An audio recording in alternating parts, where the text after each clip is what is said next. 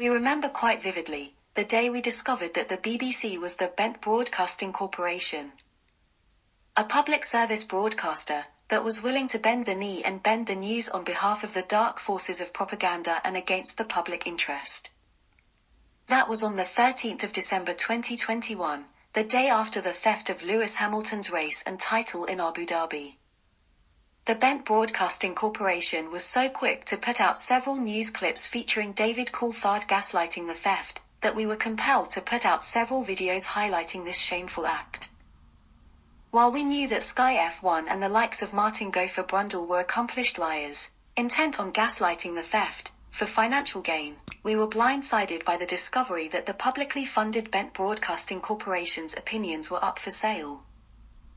The speed with which the Bent Broadcasting Corporation put together these contrived clips of gaslighting was so swift, that we sadly concluded that they must have been well versed in the practice.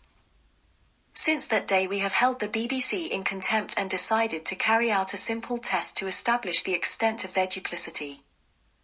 To this end, we googled the search terms BBC, Meghan Markle and Camilla Tominey, and lo and behold, we were directed to the 20th of January 2020 clip of a BBC Politics live programme, gaslighting the racist media coverage of Meghan Markle. Long before Prince Harry outed Camilla Tominey, any reasonably objective person was aware that she was to Meghan Markle what David Coulthard or Martin Brundle are to Lewis Hamilton.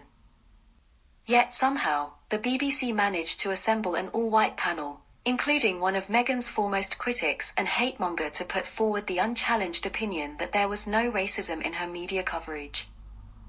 My perception is I haven't heard any semblance of racism in the tone that is being expressed against Meghan. Ever since Abu Dhabi, we have come across glaring examples of the Bent Broadcasting Corporation bending the knee to bend the news. One glaring example is the way the Bent Broadcasting Corporation have been gaslighting the fact that there's a growing clamour for the Premier League to kick Manchester City out for breaching the financial fair play rules. In much the same way as we used to go to the Daily Mail F1 coverage back in the day, to revel in the anti-Lewis hatred in the comments section, so do we now go to the BBC Sports section coverage of football, to revel in the increasing calls for City to be kicked out of the Premier League, knowing that the Bent broadcaster is gaslighting this snowballing public opinion, openly displayed by its commenters. But despite the fact that the BBC platform attracts the largest number of calls for City to be kicked out, we are not aware of any BBC programme or commentator ever reflecting these opinions so readily available on their website. Is this down to willful blindness or pandering to the dark forces? We have plenty of love and respect for Gary Lineker, the host of the BBC flagship programme, Match of the Day, for his record at club and international level, and his TV punditry work, but we would urge him to remember the wise words of Pastor Niemöller because people so often disregard this pearl of wisdom. Gary probably agreed to be censored on the calls for Man City to be kicked out, not anticipating that the time would come when he would be censored by the same people.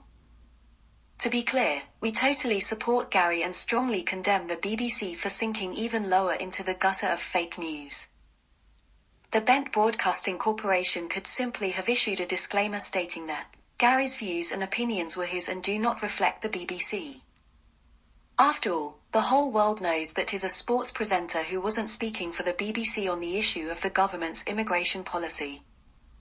The suggestion that a sports presenter should not be able to, or is somehow compromised by expressing a personal opinion on a pressing social subject is simply wrong.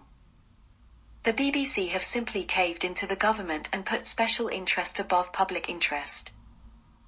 It is no coincidence that the BBC is attempting to silence its presenters, at the same time that F1 is trying to silence its drivers and the Royal Palace is trying to silence its members. The public should recognise that there are dark forces at work, seeking to control public opinion by muting dissenting voices. It is not a coincidence that the BBC chairman who helped his selector secure an £800,000 loan was quick to fire a popular and highly respected sports presenter for expressing a personal opinion that was critical of his selector's party's highly controversial policy. It is also not a coincidence that the government that was quick to send out dog whistles to prompt their dog to sack Gary Lineker is now washing its hands off the matter, rather than recalling their dog. Anybody who thinks that Rishi Sunak and the Tory cabinet did not know why Boris Johnson appointed Richard Sharp in the first instance, deserves what they get.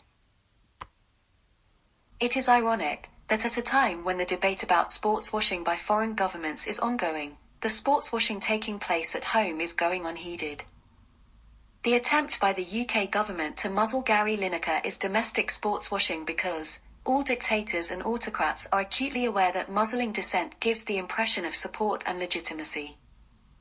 Perhaps the time has come for Gary, and the other presenters who have demonstrated their support for him, to tell us why there have been no discussions about the vociferous and expanding calls for Manchester City to be kicked out of the Premier League. Regardless of whether one supports the call or not, the absence of coverage of the debate is clear censorship and sports washing. Just as every person is entitled to a fair defense, so is every issue entitled to a fair debate. Those who looked the other way when the BBC was gaslighting the racially motivated robbery of Lewis Hamilton, and the racially aggravated demonizing of Meghan Markle, should remember what has just happened to Gary Lineker. When they came for the black F1 driver, we looked the other way because we are not black or into F1. When they came for the mixed race royal, we looked the other way because we are not mixed race or into the royal family. When they came for the woke football pundit, we looked the other way because we are not woke or into football. Who will be left when they come for us?